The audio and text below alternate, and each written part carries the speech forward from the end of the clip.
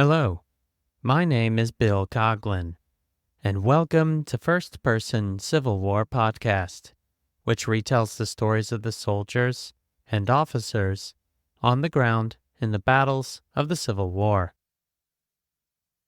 Episode 25 is entitled Private William E. Bevens and the 1st Arkansas at the Battle of Ringgold Gap, and relies on his book, Reminiscences of a Private, Company G, 1st Arkansas Regiment, Infantry, May 1861 to 1865, which he published in 1913. William E. Bevens grew up in Jacksonport, Arkansas, where the White and Black Rivers meet. Jacksonport was the county seat, as well as an important riverboat stop before the war began, and there were also several large plantations worked by slaves in the surrounding area. This meant that the town of Jacksonport had a degree of wealth before the war. An infantry company called the Jackson City Guards formed at Jacksonport and consisted of 120 men from across the county. By 5 May 1861, the company completed its formation and departed by steamer for Memphis. Once there, they were assigned to the 1st Arkansas, which completed its organization on 10 May 1861. The company voted William E. Bevens as a corporal, and he served in that capacity through the Battle of First Bull Run until 17 March 1862, when the 1st Arkansas reorganized its companies. The Jackson City Guards were renamed Company G, but William E. Bevens was not voted in a leadership position, and for the rest of the time in the Army, he held the rank of private. The 1st Arkansas was transferred back to the west after the Battle of First Bull Run, and was present at battles such as Shiloh, Perryville, Stones River, and Chickamauga. Following the success of the Battle of Chickamauga, the Confederate Army of Tennessee besieged the Army of the Cumberland in the nearby town of Chattanooga, Tennessee, which was at that time a critical logistics hub. Situated along the Tennessee River, it was also a railroad hub that now became the center of Union and Confederate efforts in the West. As a result of the defeat at Chickamauga, Major General Ulysses S. Grant was given command of all Union forces in the Western Theater, and he sent troops to Chattanooga to lift the siege. Once siege operations commenced, the Army of Tennessee concentrated on Missionary Ridge and Lookout Mountain, the 1st Arkansas being on the northern end of Missionary Ridge, on Tunnel Hill. At some point during the siege, Private Bevens in the 1st Arkansas witnessed a rarity during the Civil War, when two brothers from the opposing armies met each other on the battlefield. In our company was a Kentucky lad named Barnett, who had a brother in the Union Army. They got permission to spend the day together. When the day was over, they separated, each going back to his command. That was war. Brother against brother, father against son, arrayed in deadly combat. Even with such little information, Private Bevens' story is plausible.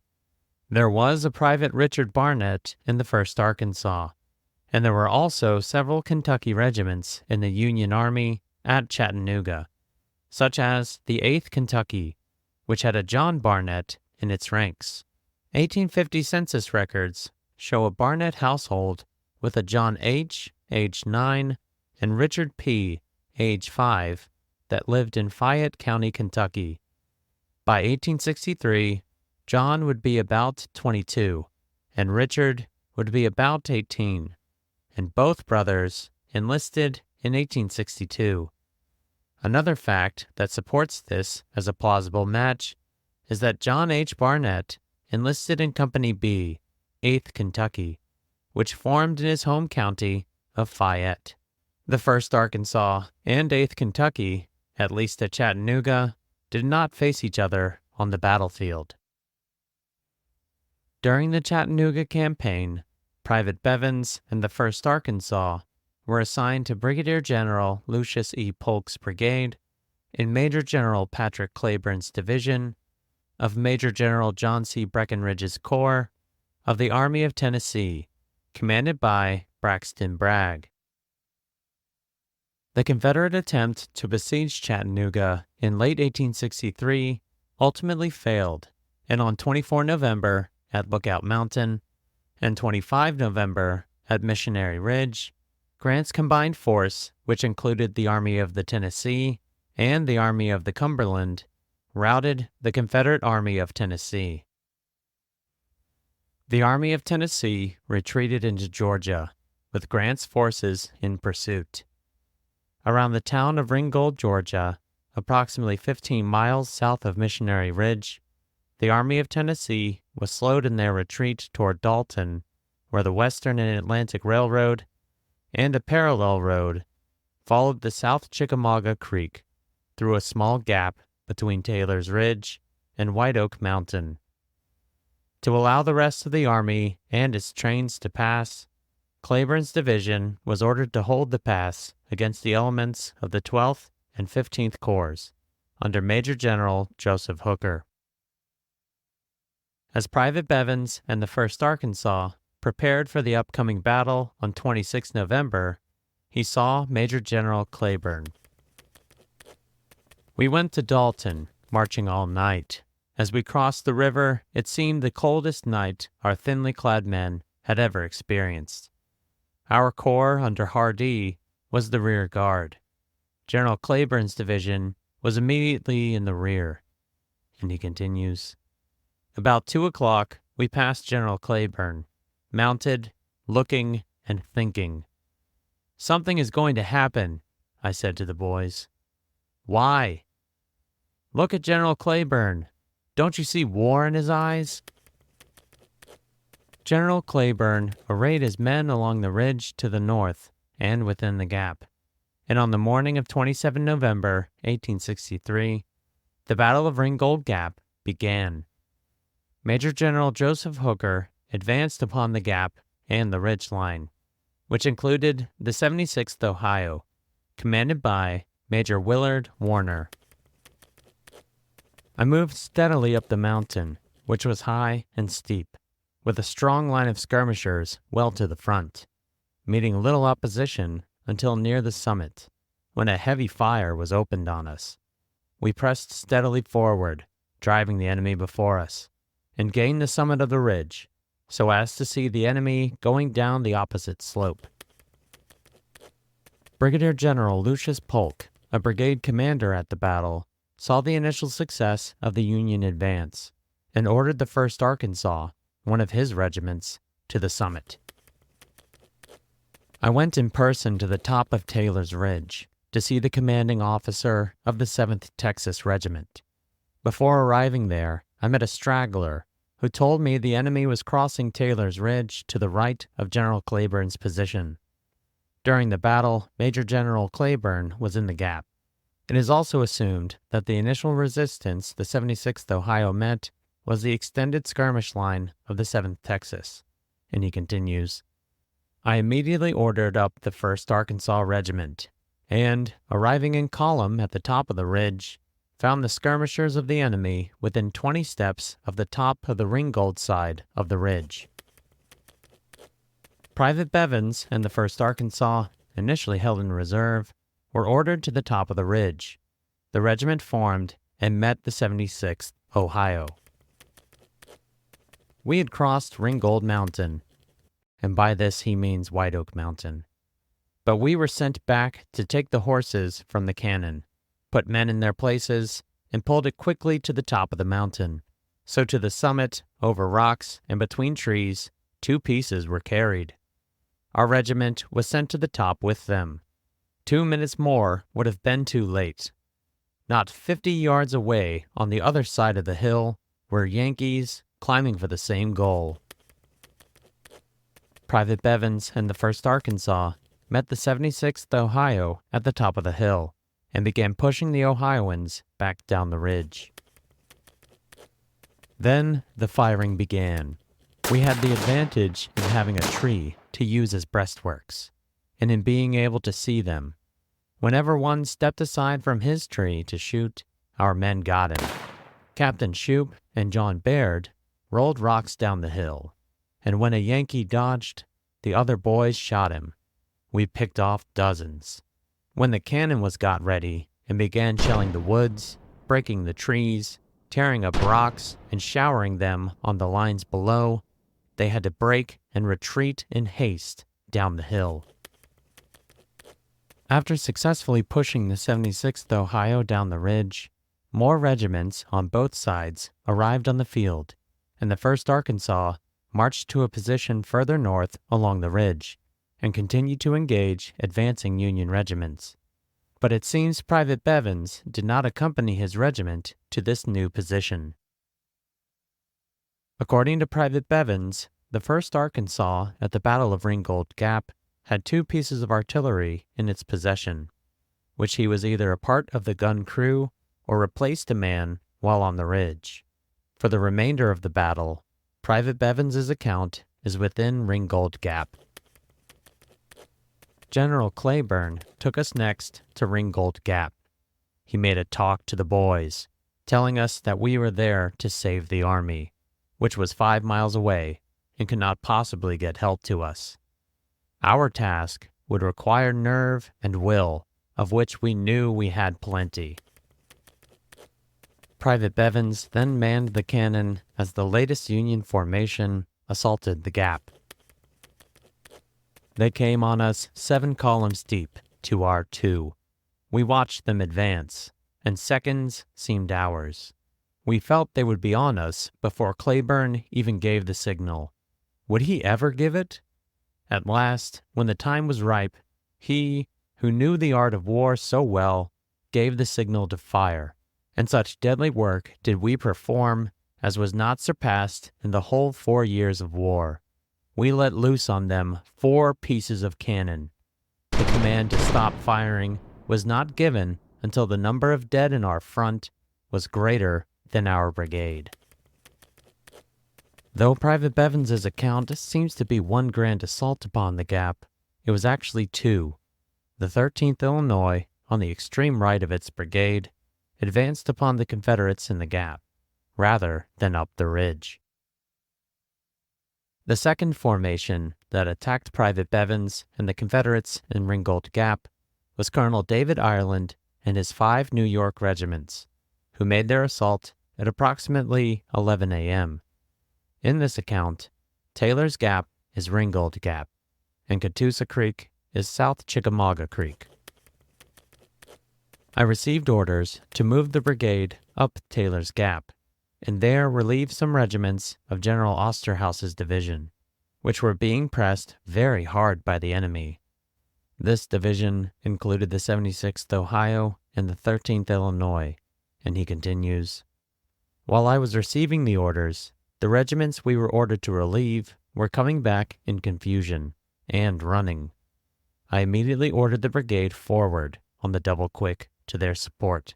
To arrive at the position, we had to pass over an open space about half a mile in extent, and under a murderous fire of musketry and artillery from the enemy. But nothing could exceed the manner in which the troops swept over that field. They were in the most perfect order, ranks well closed, and men ardent and confident. Notwithstanding, they met large numbers of our troops running to the rear in disorder. As Colonel Ireland advanced with his brigade, he only noticed 1 artillery piece, and due to the heavy Confederate fire, ordered his men to take shelter in the creek bed, while a few continued to engage the Confederates. Colonel Randall selected a few good sharpshooters and instructed them to shelter themselves and watch the artillerymen and the sharpshooters of the enemy, and on no account to waste their ammunition or expose themselves. They obeyed him well, for in a few moments they killed or wounded every man near the gun, there being only 4 shots fired from it after his men were in the barn. Colonel Ireland estimated they were in this position until noon, when Union artillery started engaging the Confederates in the Gap. After they retreated, he reported capturing one Confederate flag, which was the Stars and Bars, and a battery guidon. The time was approximately noon, and Major General Cleburne received word that the Army of Tennessee had reached Dalton and that he could leave his position and rejoin the army. The Battle of Ringgold Gap was a Confederate victory and represented the end of the Chattanooga campaign. But there is an unanswered question that concerns Private Bevens at this battle. In their reports after the Battle of Ringgold Gap, Major General Cleburne, Colonel Daniel C. Govan, the brigade commander of the Arkansas regiments, and the battery commander in the Gap, Lieutenant Richard Goldthwait, only mention 2 artillery pieces. Goldthwait also stated that his men brought both pieces with them when the Confederate Army departed, compared to Private Bevens's mention of 4 artillery pieces in the Gap. There seems to be a discrepancy. If Colonel Ireland's brigade captured artillery at the Battle of Ringgold Gap, he would have stated it in his report, just like he did after the Battle of Missionary Ridge, where they captured 2 brass cannons. But there is no mention in his report after the battle. If there were 4 artillery pieces instead of 2, then why is Private Bevens the only one to speak of it? While on the ridgeline, was he manning an artillery piece or a rifle? And was he truly in the Gap manning a gun? There is no doubt that Private Bevens was with the 1st Arkansas on the ridgeline, but official Confederate and Union reports have no mention of artillery at that location. Concerning the Gap, he may have heard an account of the fighting at that location from a fellow Arkansan at a later date. While in winter quarters at Dalton, Georgia, the Army of Tennessee consolidated several regiments due to high casualties. At this time, the 1st Arkansas and 15th Arkansas combined to form the 1st 15th Arkansas.